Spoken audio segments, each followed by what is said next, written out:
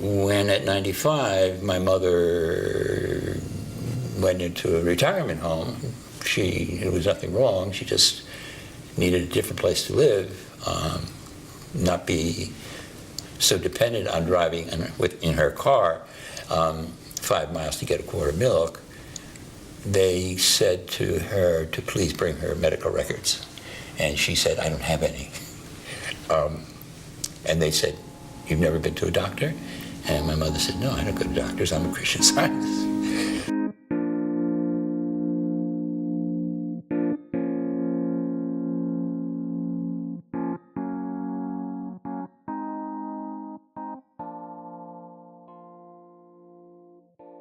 I'm thinking about my grandmother. I don't know why, but I'm gonna get mushy. In my short life, I have come to appreciate the different ways that people do life.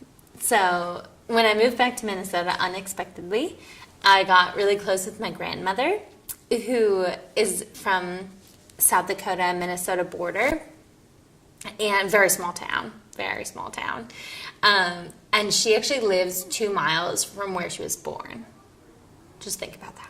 I try to go home once a year. Can't wait. I got to go back, is it June 30th for my mother's 80th birthday. And now, first of all, we're having it at the church. And there's probably 200 people coming.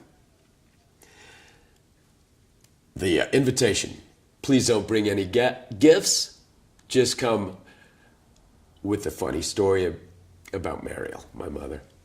So, just totally going through my mind, trying to come up with something funny, something original, something that my brothers and sisters won't be saying. Lots of funny stuff. My mom was just hilarious. So. She raised all 8 of us by herself, and anyway, wow. Anyway, we were always running out of gas. I think that probably the ultimate motivation, the ultimate inspiration really always goes back to my mom. Like, it was in 1972 when she opened her first little bake shop, and she was in Germany. My dad was in the military, and she really only did it out of her home. And her business cards had to say Mrs. because there was no legitimacy behind it if it didn't have her husband's name attached. But that woman taught me everything from how to be a business owner, but also just how to be a strong, good woman. And I think that that's so helpful to women now, is the fact that you don't need to be a weak person. You don't need to be a weak being and not have an opinion. And it's time to stand up and be like, no, that's fine. I got this. I think about her because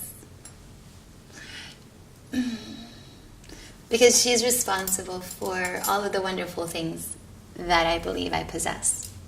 Things like culture and grace and table manners and how one holds themselves up and how one interacts in social environments and that old world gracefulness and femininity. My mom's a badass. Be the middle of the night or whatever, always on the back roads because we were trying to save gas or something. She would just hail down a semi-truck or something like that. We'd all hop up in the semi and go down to a gas station, get a gallon of gas and stick it in whatever car I think back in those days oftentimes pushing, like in 1974, Buick Electra. I think a lot of times, like, the people that I idolize are people that, like, work for the UN, or they've traveled a bunch, or they're authors, or, all of these, like, things that gain, recognition. And my grandmother probably isn't known outside of the, 100-mile radius of where she lives. But in that space, she has made an incredible impact. She passed suddenly. I was 25 years old, and she came to visit one summer, and she would always come and stay a month with my father, and she'd stay and she'd cook and she'd be at the, like a happy homemaker, and she'd do grandmotherly things and drive us or spend time with us and fix our clothes, sew things up, and fill the fridge and the cabinets full of food for everybody before she'd depart. But that particular visit, she left early, and she had gotten into some altercation or argument with her son, my father, and my stepmom. So she left this usual month vacation she'd spent in America. She left and she went back to Venezuela. And that was maybe August, September. And then, a sprinkle of months later, she was very sick. And I just remember my father and I flying to Caracas, and then she died. Not even 24 hours since our arrival. It was as if she was waiting for us. One morning she got up, took a shower. She dressed nicely for a 99-year-old lady, sat down in her chair. A woman from the staff came in and said, "Jane, you haven't come in for breakfast."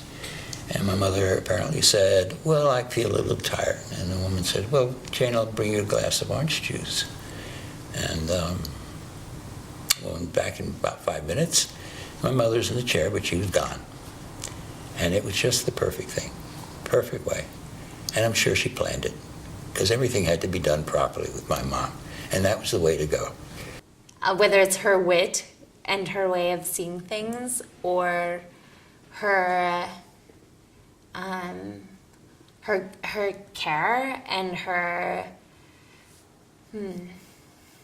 I can't even describe it. The thoughtfulness in which she engages with people, it's profound.